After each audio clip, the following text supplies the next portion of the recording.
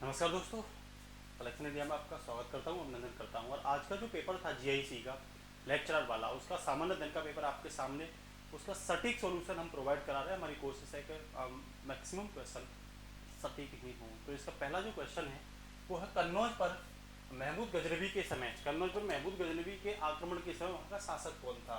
तो ध्यान रहा, इसका आंसर जो होगा वो राज्यपाल होगा, आनंदपाल नहीं होगा, विद्याधर नहीं होगा, त्रिलोचन नहीं होगा। कुछ लोग इस त्रिलोचन में कंफ्यूज हो रहे हैं, कंफ्यूज होने की आवश्यकता नहीं है। इसका आंसर कौन सा होगा? ए होगा, राज्यपाल होगा। दूसरा दे रखा है, देखो, मौलिक कर्तव्यों को भारतीय संविधान के 42वें संविधान संशोधन अधिनियम 1976 द्वारा जोड़ा गया। निम्न की सिफारिश के आधार पर, मतलब किसकी सिफारिश के आधार पर, ध्यान रखना। तो 1976 में सरदार स्वर्ण सिंह समिति की सिफारिश के आधार पर क्या जोड़े गए थे? 10 मौलिक कर्तव्य जोड़े गए थे, बाद में 11वें को जोड़ा गया था। ठीक है, तो इसका आंसर होगा सी। सेकंड डैश में खड़ी फसल की कटाई करने से पहले अगली फसल की बुआई करना कहलाता है। तो इसका आंसर होगा रिले खेती।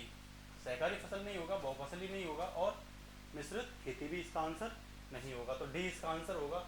नेक्स्ट है, भारतीय संविधान के निम्न में से किस अनुच्छेद के तहत उत्तर प्रदेश में महाधिवक्ता की नियुक्ति की जाती है? तो उत्तर प्रदेश का मतलब हो गया राज्य के महाधिवक्ता। राज्य का जो महाधिवक्ता है, ध्यान रखना, आर्टिकल 165 165 में राज्य का जो महाधिवक्ता होता है उसके बारे में बात की गई है। ठीक है ना। इसके साथ ही नेक्स्ट दे रखा, 1829 में अंग्रेजों के विरुद्ध खासी जनजाति विद्रोह का नेतृत्व किसने किया था? तो ध्यान रखना, ये तिरोत जो दे रखा है ये तीरथ सिंह है, तीरथ सिंह। आप ध्यान रखोगे इसे, क्या है ये? तीरथ सिंह। तो इसका आंसर होगा तीरथ सिंह, आंसर ए इसका आंसर होगा। ठीक है ना। भारतीय राष्ट्रीय कांग्रेस में सम्मिलित होने के लिए सुभाष चंद्र बोस को किसने प्रेरित किया था? जवाहरलाल नेहरू और जयप्रकाश नारायण, ये आंसर नहीं होगा। राजेंद्र प्रसाद और राजगोपालाचारी, ये आंसर नहीं होगा। राजा गोपालाचारी और एम के गांधी, ये भी नहीं होगा। इसका होगा चित्तरंजन दास और एम के गांधी। डी इसका क्या होगा? आंसर होगा। ठीक है ना। आगे जो क्वेश्चन है वो ये है, निम्न में से किस राज्य के नीति निर्देशक तत्वों का कौन सा अनुच्छेद राज्य को निर्देशित करता है वो उद्योगों के प्रबंधन में कामगारों की सहभागिता को क्या करे? इंश्योर करे, सुनिश्चित करे। ठीक है ना। तो क्या रहा? आर्टिकल 43A, 39A, 38 या 45। तो इसका आंसर होगा आर्टिकल 43A। निम्न में से कौन सा एक भारत निर्माण योजना का संगठक नहीं है, कंपोनेंट नहीं है? ग्रामीण सड़कें, ये तो है। ग्रामीण विद्युतीकरण, ये भी है। ग्रामीण पेयजल भी है, कौन सा नहीं है? सी नहीं है। ग्रामीण उद्योग इसका पार्ट नहीं है। ठीक है ना। तो निम्न में से किस देश से होकर भूमध्य रेखा नहीं गुजरती है? भूमध्य रेखा, ये सभी जो देश दे रखे हैं ये अफ्रीका के दे रखे हैं। केन्या में होकर गुजरती है, युगांडा में होकर गुजरती है, गैबोन में होकर गुजरती है। ध्यान रखना, जाम्बिया में होकर के भूमध्य रेखा जो है, इक्वेटर लाइन जो है वो नहीं गुजरती है। आगे अगला क्वेश्चन कह रहा है, हड़प्पीय परास्थल बनावली किस नदी पर स्थित है? तो ये इसका आंसर होगा घग्गर। ठीक है ना। उत्तर प्रदेश में विधान परिषद विधेयक को कितने दिन विलंबित किया जा सकता है? तो इसका आंसर 14 दिन होगा। 14 दिन तक उसे विलंबित कर सकते हैं। वह कौन सा प्रथम मुगल बादशाह था जो अंग्रेजों की पेंशन भोगी था? तो शाह आलम द्वितीय इसका आंसर है, लेकिन इसमें शाह आलम दे रखा है, तो ध्यान रखना यही इसका क्या होगा? आंसर होगा। असमानता वायरस वैश्विक रिपोर्ट 2021 प्रकाशित किसके द्वारा की जाती है? तो ये ऑक्सफैम द्वारा प्रकाशित की जाती है। इसका आंसर ए होगा। ठीक है ना। इसके साथ ही निम्न में से कौन सी फसल लवण सहिष्णु है? तो चुकंदर। कौन सी है? चुकंदर लवण सहिष्णु। शुगर बीट क्या है? लवण सहिष्णु है। इसके साथ ही अगला है, इसमें निम्न में से कौन हड़प्पा प्रभावशाली उत्तर प्रदेश में स्थित नहीं है? तो देसलपुर नहीं है, देसलपुर गुजरात में पड़ता है। ठीक है, तो आंसर बी होगा इसका। कह रहा विलुप्त संख्या ज्ञात कीजिए, तो इसका आंसर 20 होगा। 20, इसने भी आंसर 20 किया, वो बिल्कुल सही है। कह रहा पारिस्थितिकी तंत्र की अवधारणा प्रथम बार दी गई थी, तो ये जिसने भी एजी टोन्सले किया है वो बिल्कुल ठीक है, बार बार पढ़ाया जाता है जब इन्वायरमेंट पढ़ाते हैं इसे। कह रहा फसल बीमा योजना, प्रधानमंत्री फसल बीमा योजना शुरू की गई थी, तो ये वर्ष 2016 में शुरू की गई थी। इसका आंसर सी होगा। सौर ऊर्जा का कारण है, तो ये नाभिकीय संलयन प्रक्रिया है। ठीक है ना। इसमें क्या होगा? नाभिकीय संलयन प्रक्रिया, संलयन प्रक्रिया इसका आंसर होगा। कह रहा 12वें वित्त आयोग कौन था? तो सी रंगराजन 12वें वित्त आयोग थे। बी इसका आंसर होगा। आरबीआई द्वारा कितने बैंकों पर जुलाई 2021 में नियमों के उल्लंघन के लिए जुर्माना लगाया? तो ये 14 होगा। 14 बैंकों पर जुर्माना लगाया गया था। ठीक है ना।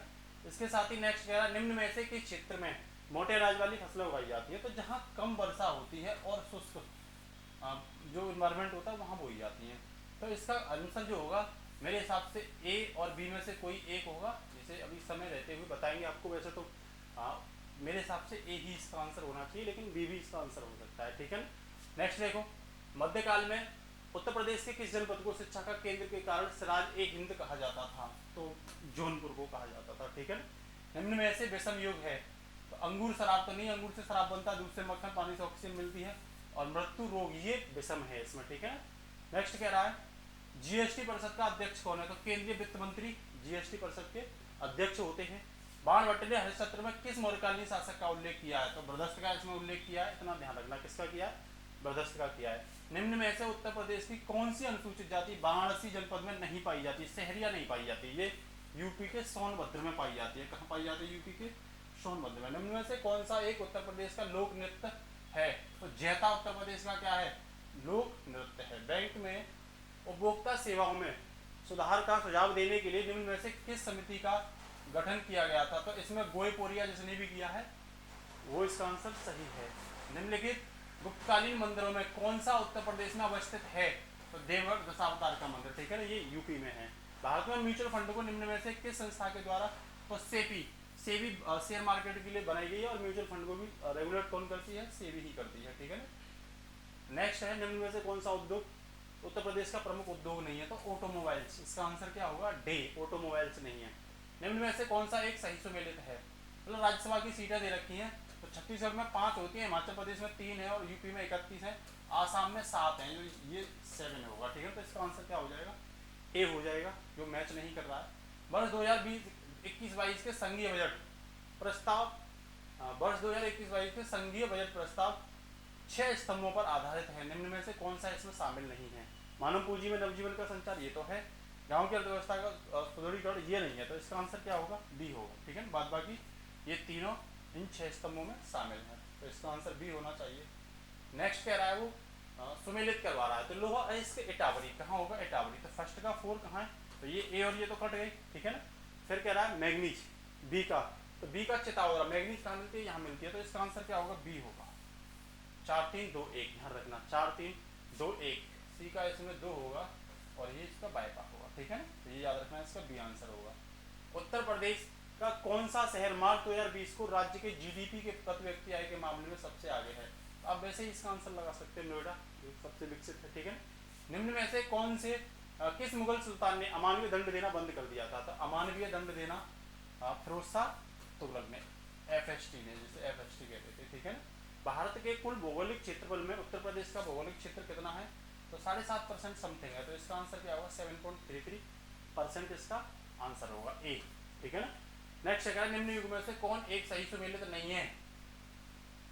तो ताप विद्युत गृह दे रखे हैं, तो ये बाढ़ विद्युत गृह कहाँ है? बिहार में है, लारा छत्तीसगढ़ में, कुड़ी कर्नाटक में है, और गढ़वारा एमपी में, ध्यान रखना, एमपी में। तो ये आंध्र प्रदेश इसका जो है सुमेलित नहीं करवा रहा, तो इसका आंसर डी होगा, ठीक है ना।